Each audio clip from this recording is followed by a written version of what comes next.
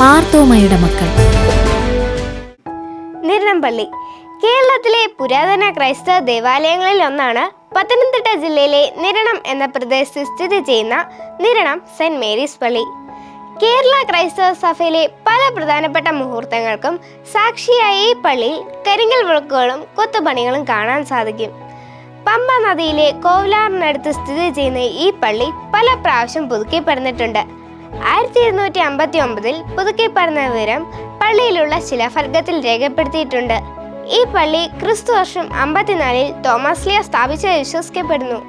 വീരാടിയൻ പാട്ടുകൾ, രമ്പാൻ പാട്ടുകൾ, മാർഗംകളി പാട്ടുകൾ തുടങ്ങിയ സാഹിത്യ കൃതികളിൽ പുരാതന നിർണത്തെക്കുറിച്ചും നിരണം പള്ളിയെക്കുറിച്ചും വിവരണങ്ങളുണ്ട്. നിരണം പള്ളിയിൽ 5 അൾത്താരകളും വടക്കും തെക്കുമായി 2 ബലിപീഠങ്ങളുമുണ്ട്. ഇന്ത്യയിലെയും ലോകത്തിലെ തന്നെയും ഏറ്റവും പഴക്കമേറിയ പള്ളി എന്ന ബഹുമതിയും നിരണം പള്ളിക്ക് സ്വന്തം. തോമസ് ലീ സ്ഥാപിച്ച തന്റെ ഗുരുനാഥനായ ഈശോയുടെ സ്നേഹ കൂടാരം ഇന്നും ഒളിമങ്ങാതെ കാത്തു സൂക്ഷിക്കപ്പെടുന്നു.